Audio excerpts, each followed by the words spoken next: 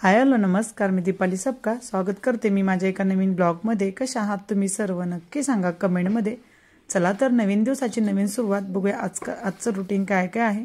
तुम्ही म्हणणार एवढा सगळा पसारा, तर हा सगळा जम्मूला न्यायचा पसारा आहे।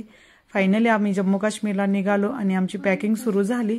आणि खूप असं सामान असतं, कारण घरातच आपल्या सगळ्या गोष्टी आहेत, डाळी म्हणा किंवा बाकी सगळं आम्ही किराणा वगैरे आणला होता, मुलांना खाऊ वगैरे, कपडे वगैरे। आणि आता दिवाळीला वगैरे कपडे पण घेतली होती नवीन, त्यामुळे कपडे पण ह्यावेळेस भरपूर असे झाले होते। थोड्या काही भाज्या वगैरे घेतलेल्या, नारळ वगैरे घेतलेलं। आणि मी सगळा व्हिडिओ ना जेव्हा जम्मूला गेलो आहे ना तेव्हा तुम्हाला दाखवतो की आम्ही गावाकडून काय काय साहित्य घेऊन आलो आहे। आणि एका ह्या पोत्यामध्ये ना जे आपलं सुक्क जे सामान आहे, डाळी वगैरे, ह्या सगळ्या गोष्टी, पोहे, शाबू, मसाले वगैरे, ते सगळं आम्ही त्या पोत्यामध्ये भरलं होतं। आणि आम्ही रात्री 10-10:30 वाजता पॅकिंग करत आहे, कारण दिवाळीचं वगैरे त्योहार होता, घरात भरपूर अशी कामं होती, दिवसभर काही पॅकिंग करायला जमलं नाही। आणि आता सकाळची वेळ आहे, आता आमची जायची तयारी चालू झाली। सकाळी उठलो आहे, आता इथे मी चपात्या पुऱ्या वगैरे बनवत आहे नेण्यासाठी। आणि आपल्याला सकाळी लवकर 8-8:30लाच निघायचं होतं। सासूबाई पण उठल्या होत्या, सासूबाई पण मला हेल्प करत आहे, दोघींनी मिळून पुऱ्या चपात्या वगैरे आवरलं। आणि आता भाजी वगैरे पण बनवायची आहे, चहा नाश्ता करून जायचं होतं सकाळी। आणि प्रवासात कसं घरचं काही नेल ना तेवढं फायद्याचं पडतं। कसं म्हणजे बाहेरून विकत घेणार तर किती, आणि विकत घेतल्याला कसं आपल्याला शरीराला कधी कधी सहन पण होत नाही, जास्त तेलकट असतं किंवा मसाले वगैरे असतात।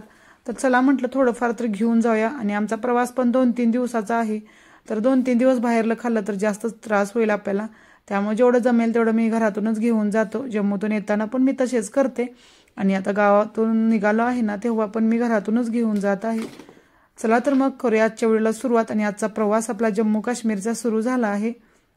आणि त्याच्यानंतर ना घरातून निघताना आम्ही बिलकुल व्हिडिओ घेतला नाही, कारण ह्यावेळेस ना घरातून येताना वातावरण एवढं इमोशनल झालं होतं ना, अर्णव, कृणाल, मी सगळेजण खूप रडत होतो ह्यावेळेस, सासूबाई पण खूप अशा रडत होत्या, त्यामुळं व्हिडिओ घ्यायची काहीच इच्छा झाली नाही आणि काहीच व्हिडिओ घेतला नाही।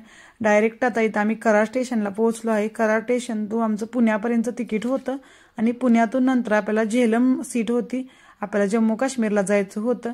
तर आता इथं आम्ही पोहोचलो आहे कराड स्टेशनवरती। आमचे दीर, सासरे आणि माझ्या जाऊबाईंची मुलं वगैरे सगळे आले होते आम्हाला सोडायला स्टेशनवरती। आणि ह्या वेळेस ना आम्ही सुट्टी खूप गावाकडे एन्जॉय केली आणि खूप दिवस राहिलो, त्यामुळे सगळ्यांशी कसं आपलं एकदम ही झालं, रुटीन पण बसलेलं, आणि जास्त दिवस राहिलं ना खूप सगळ्यांची आठवण येते। सगळ्यांचे चेहरे एकदम असे मूड म्हणजे एकदम सॅड झाले होते, कारण सगळ्यांनाच ह्यावेळेस खूप वाईट वाटलं होतं। आणि बघा ही आपली ट्रेन आहे, कोयना ट्रेन आहे ही। ह्या ट्रेनमधून आपल्याला पुण्यापर्यंतचा प्रवास करायचा आहे। त्याच्यानंतर आपली झेलमची वगैरे ट्रेन संध्याकाळी 5:30 वाजता लागणार होती, 5 या 5:30 वाजता आपल्याला होती ती ट्रेन। आणि ही आपल्याला 4पर्यंत पोहोचवत्या पुण्यामध्ये, 3:30-4 पर्यंत पोहोचवेल। कधी तर लेट झाली तर थोडासा उशीर होतोय ना, टायमातच पोहोचवते। आणि फायनली आपली ही कोयना ट्रेन आली होती, ह्याच्यात बसूनच आपल्याला जायचं आहे। त्याच्यानंतर आम्ही ट्रेनमध्ये वगैरे बसलो। ट्रेनमध्ये बसताना वगैरे पण काही व्हिडिओ नाही बनवले, कारण ही ट्रेन ना जास्त वेळ काही थांबत नाही, थोडाच वेळ थांबते।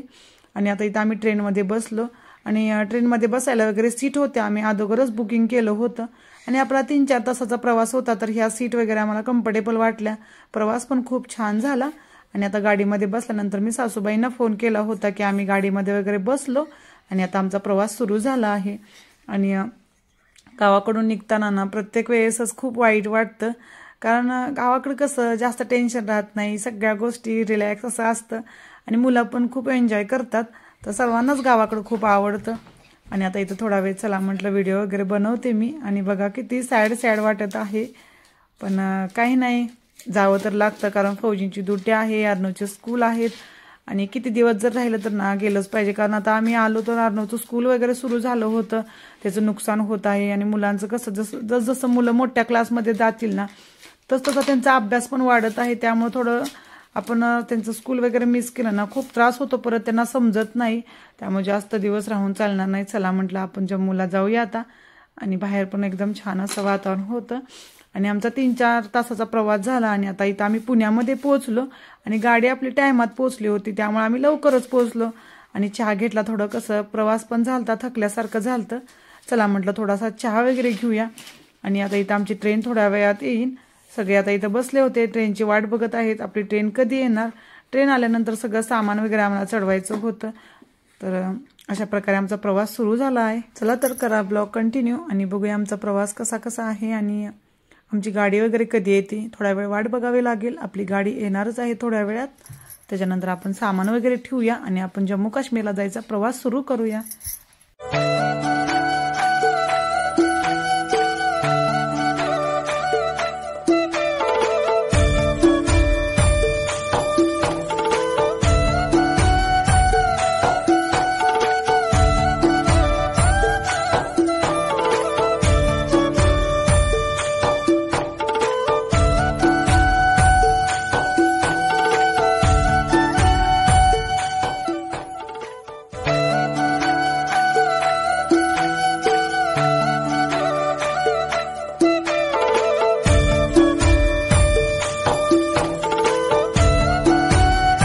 खूप वेळ आम्ही वाट बघितली। त्याच्यानंतर आपली ट्रेन फायनली आली जम्मू काश्मीरला जाण्यासाठी आणि फौजींनी सामान वगैरे ठेवलं। त्याच्यानंतर आम्ही सर्वजण चढलो आणि आपल्या काही सीट वरती होत्या, त्यामुळे मुलं मस्त वरती बसून स्नॅक्स एन्जॉय करतायत।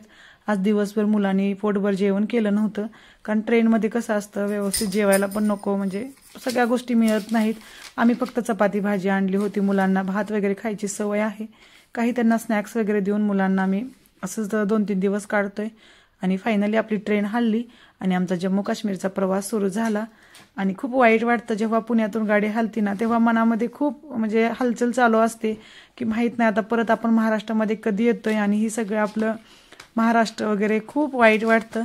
बघा ते सर्व म्हणजे ट्रेनमध्ये बसले आहेत, कोण कोण आपल्या नातेवाईकांना सोडायला येत आहेत आणि किती त्यांच्या जीवाची धालमेल चालू आहे की आपल्या घरचे निघाले आहेत। खूप वाईट वाटतं। आम्हाला पण घरातून येताना ह्यावेळेस खूपच वाईट वाटलं, पण चला काही नाही, जॉब आहे, गेलं पाहिजे। आणि आता आम्ही आपल्या महाराष्ट्राला बाय बाय करून आपला प्रवास सुरू केला आहे जम्मू काश्मीरला जाण्याचा। चला तर मग ह्यावेळेस गावाकडं खूप छान वाटलं, गावाकडची सुट्टी आम्ही खूप एन्जॉय केली आणि खूपच छान वाटलं। चला आजचा व्हिडिओ मी इथंच संपवते। आजचा माझा व्हिडिओ कसा वाटला नक्की सांगा कमेंटमध्ये। व्हिडिओ आवडला तर छोट्यांनी खूप सगळं प्रेम करा, मोठ्यांनी खूप सगळं आशीर्वाद द्या।